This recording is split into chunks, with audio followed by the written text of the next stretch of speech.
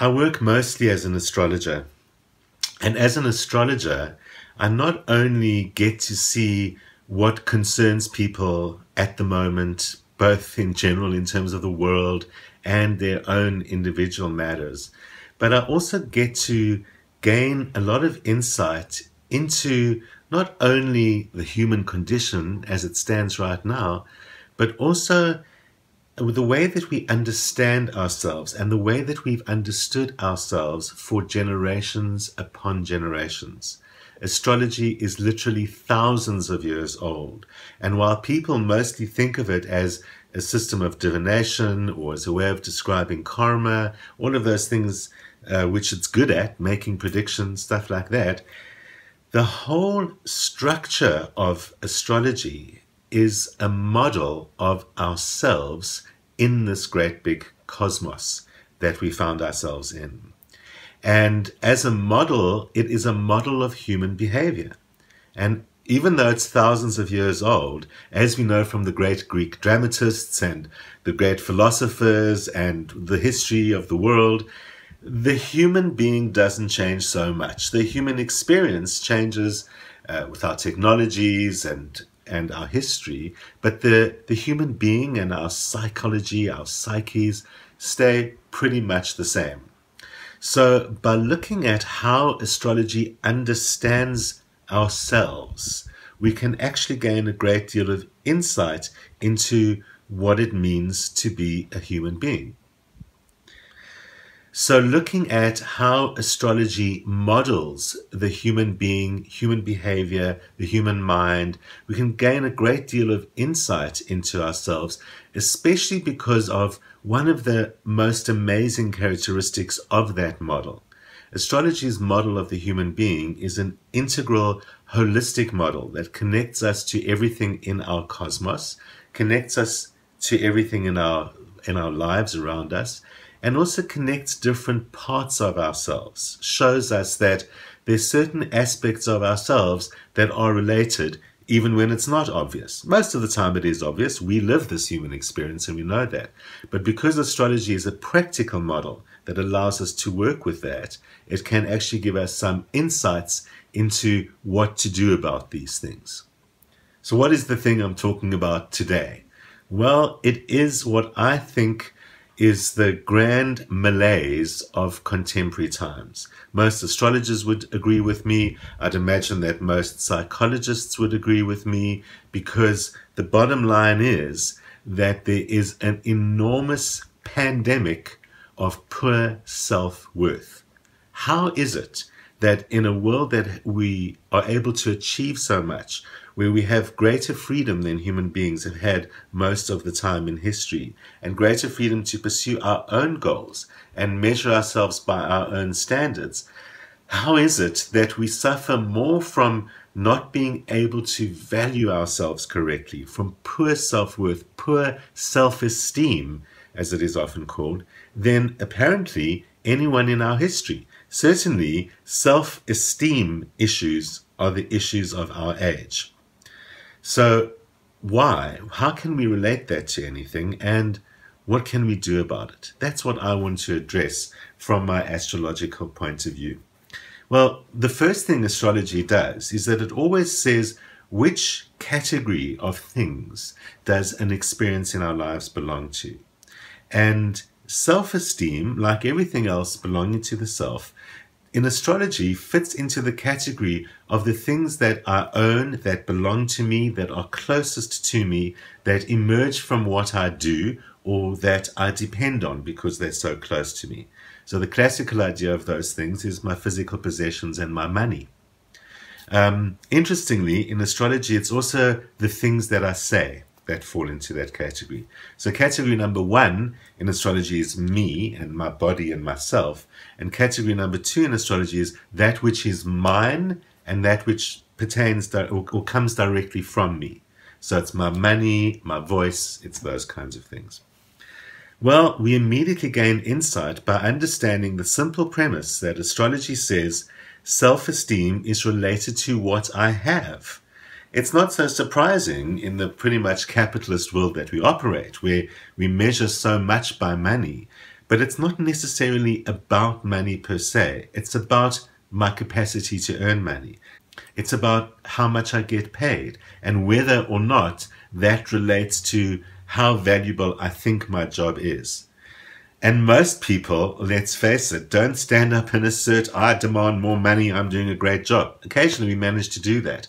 But we get stuck into this trap of, on the one hand, I don't know how to value myself. And on the other hand, I don't have enough money, or I don't get paid enough, or the money slips through my fingers. So therefore, obviously, maybe I'm not worth that much. There is a link between money and worth, because in our culture, money is a number by which we measure worth. Now, I don't want to get too caught into the money part of it, but it is a very important starting point for many of us. If you ask yourself the basic question, do I think I earn what I'm worth? Do I think I'm getting paid what I'm worth? Many of you will find that there is a little bit of a sore point that arises somewhere deep inside of you. If you think that you're not getting paid what you're worth, then that's a great start, because then you know you're worth more. But if you don't really engage with that money issue and find yourself struggling with money always, astrologers would ask, well, is it a self-worth issue? So much so that often in astrology we can see that the reason why people have financial problems is that they push money away from themselves because they don't think they deserve it. Pushing money away from yourself is things like not asking for a raise, undercharging, not collecting when people don't pay. Very common problems, especially in the world where people are self-employed. Like in my job, where I'm self-employed as an astrologer, there isn't some objective standard by which I can measure the value of my work, because our culture and our society doesn't recognize the value of astrology very much. But there are many things that go along with that, and many things which are the stuff that people do themselves and as entrepreneurs. So if people are not charging enough, it really reflects on how they think about that work that they're offering. What I say to, be it other astrologers or massage therapists, aromatherapists, counselors in more informal forms of counseling, or where people provide a service like mine, which is not valued by the world outside, where you have to decide for yourself its value. The most common thing is not charging enough. The most common thing with beginners or newcomers to a field is, well, I'll charge less because I'm not very good at it, or I'm not very experienced at it. And the end result of that problem is that you undermine the value of what you do. If you are not charging enough for what you do, or if you are not collecting on people who owe you money, then you are telling the world what I do is not worth very much. In fact, if you, because you're a beginner, or you don't see a qualification on your wall, or because you don't know how to value yourself, and so you charge less. And if you charge less than everyone else for the same job that they're doing as well, and you think, oh, well, it's because they're more experienced and they're professionals, and so you're charging less. Well, your clients and your customers don't know that. So they see you charging 150 Rand or dollars for what everyone else is charging 500 for, and they either think, well, everyone else is a rip-off, and or they think the thing that you offer isn't worth very much. So you need to understand that sometimes, perhaps often, by undermining your own value, you undermine the values of other people.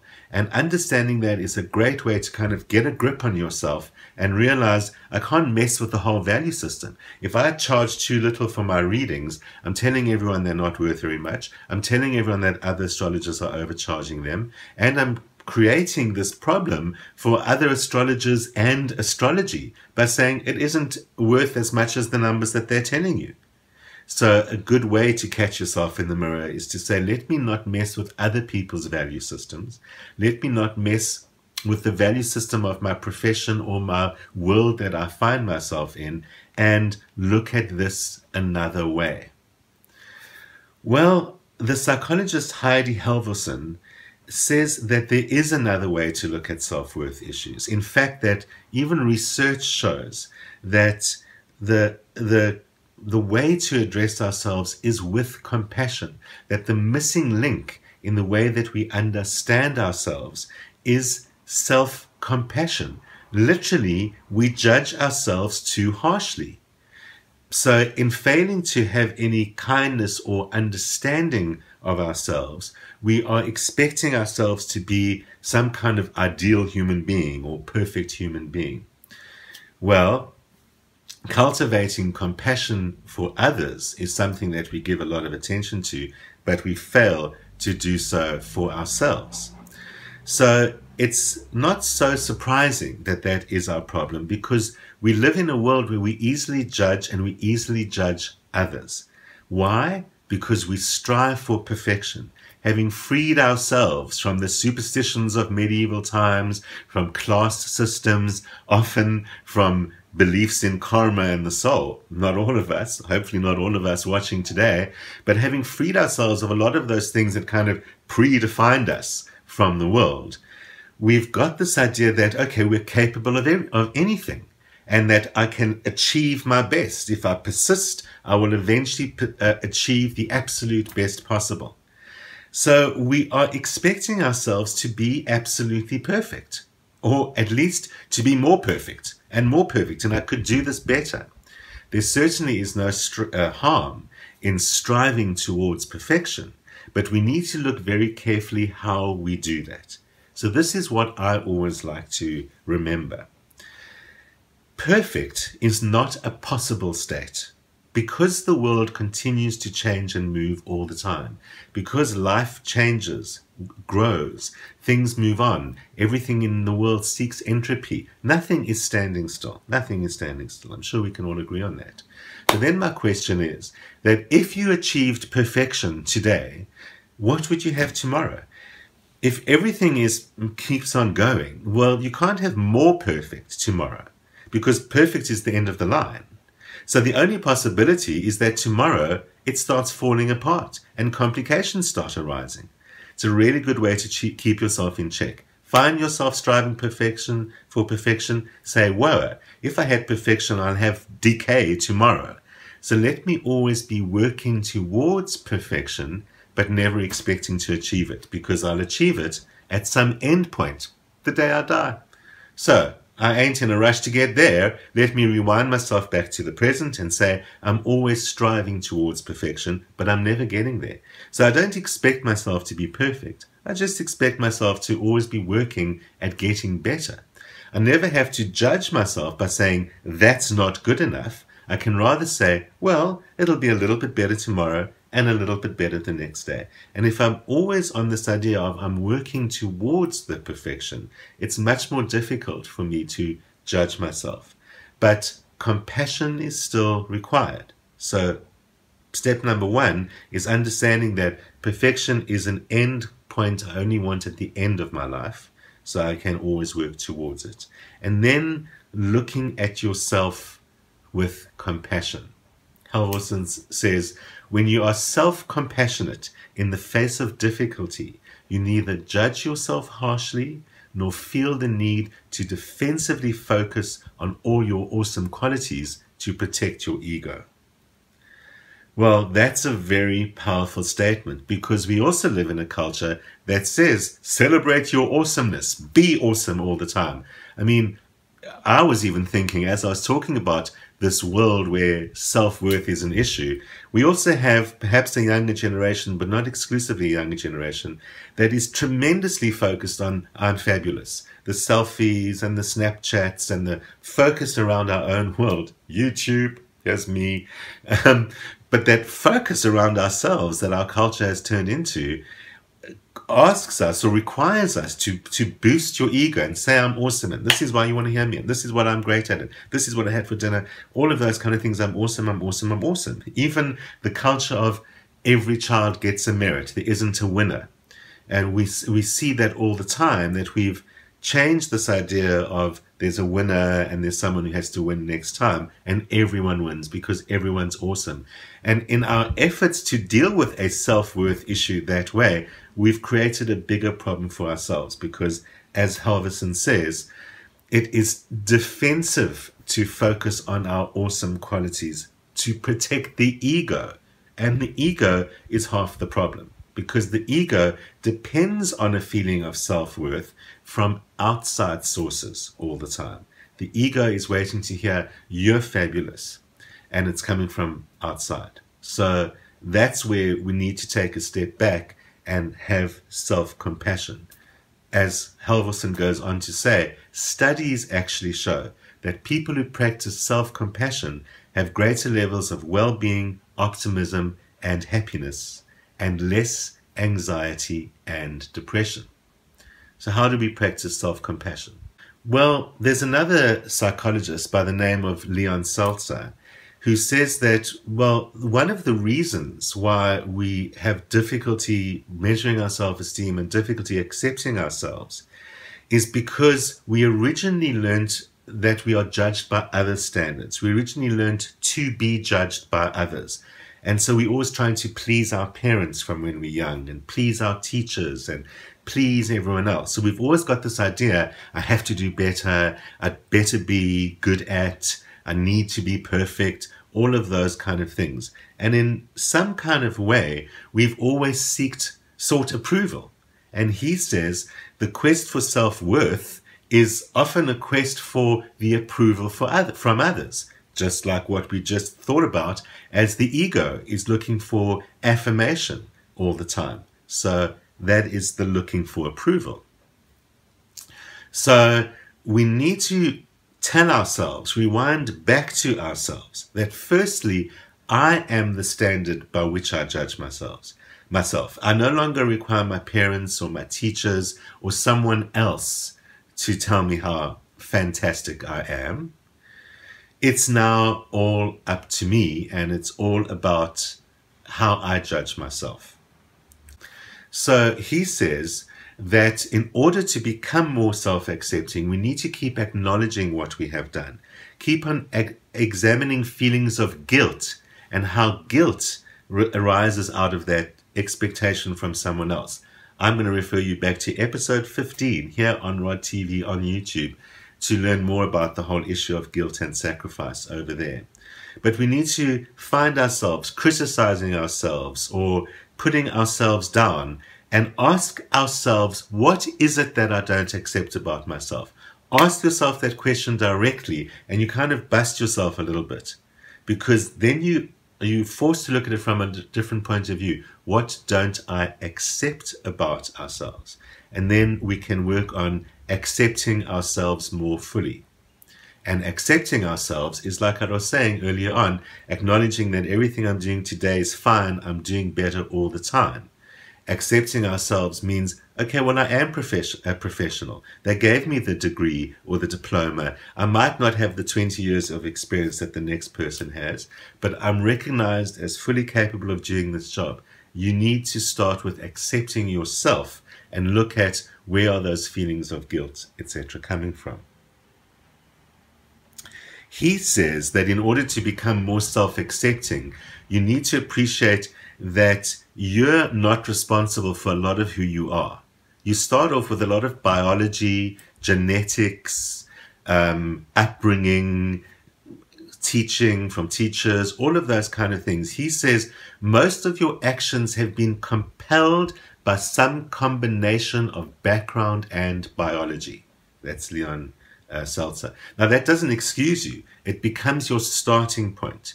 While biology might continue to play a role through your genes or whatever, the starting point is to say, having accepted that, now I can become conscious. Now I can work on self-acceptance, measuring myself by my own standards, not seeking perfection, and learning to be compassionate on myself. Because I do my best, I inherit all this biology, and I'm working from that point of view, developing self-compassion. If we don't accept ourselves, we're not going to be compassionate on ourselves. So remember, there is also that question of self-acceptance. So one of the issues of self-acceptance is that it's often conditional. It often says, when I do something, I'll be fine. And so self-acceptance must also be oriented towards the present, not the future. Learn to catch yourself looking towards the future when saying, it will be okay and I will be okay. And start on working on, well, how am I okay now? What am I doing now that helps me get there? Not is fantastic and done. Because if you keep on looking for an end result, you're looking for perfection, you're never going to get there. So don't tell yourself that about the future. Tell yourself that about the present. And without any qualifications, I am okay. I'm okay because I'm conscious and I'm focusing on this and I'm working on it. Full stop. I can accept myself because I'm not burying my head in the sand and I'm not saying it's all biology, nothing I can do. I'm working from that point, and every single day allows me to accept myself because I am being conscious. The final step in that is to learn to break the habit of continually evaluating yourself. Everything I've said so far, the steps along the way are about learning to evaluate yourself differently, learning to evaluate yourself in the present, learning to appreciate what you are and what you do. But finally, in the end, we must learn to start breaking that habit. Stop seeking to measure ourselves, assess ourselves, reassess ourselves, impose guilt on ourselves, and having to forgive ourselves. Although we have to start off today by forgiving ourselves, we have to start off in order to reach towards self-worth by forgiving ourselves. In the end, we want to break that habit completely and say, I don't need to forgive myself and I don't need to assess myself. Here I am in the now, alive and well and doing my thing. I'm okay. It might be a little bit easier said than done, but it is a daily practice of self-acceptance and self-compassion that will get us to that point of realizing, actually, I'm all right. There can be crises and traumas going on in my life. There can be things hanging over my head, but actually, I'm all right. And learning to start from there and learning to measure from that is what makes us all right. So in the end, self-acceptance is about living in the present and being in the present and not measuring your self-worth by external standards, even money, which is where we started. We started off by saying money is the number by which we measure the worth of things, but it is not the number by which I measure the worth of myself. So once you've learned to master the worth of your thing, the worth of the service that you offer to the world, and you are charging appropriately, and you are collecting from people who haven't paid, then you can say, that thing is worth the $500. But that's not related to what I'm worth. My value comes out of being me here now. So you might be thinking it's easier said than done, but the road there starts today. The road starts with that self-acceptance and self-compassion. There are little tips that people often give that can be really helpful about enhancing your stronger sense of self and self-worth, and that is basically achieving small things every day. So the simplest route to help you get there is also to remember to acknowledge every little thing that you do every day that gets you somewhere. Do a small chore once a day. When you get to the end of the day and the to-do list is not done, put it aside and say, no one's going to die before tomorrow. If I don't send that email tonight, everyone will still be there tomorrow, as critical as it seems to be. And learning to say, I'm fine the way I am doing it. Every one little thing creates the increase of self-esteem. And once we learn to depend on ourselves, not the past, not the parents, not the money, not the job itself, but all upon I'm okay by my own standards, we will break the self-worth problem and we will own ourselves. The starting point was astrology says category number 1 is me and category number 2 is what is mine. Well, what is mine, ultimately, the greatest value of all is myself. That's where we need to work towards. Well, next week we will be looking ahead at the month of May and what to expect And of course, the month of May holds the general election, and that's going to be very exciting. So we'll be looking at the lay of the land for that, and we will be looking at what you can expect for yourself in the month of May, and hopefully get a little bit of some space for yourself to find your own goals and get on with your own stuff, apart from what's happening in the rest of the land. I will be here next Friday at the usual time to talk all about it and to prepare us, so be sure not to miss that. See you then.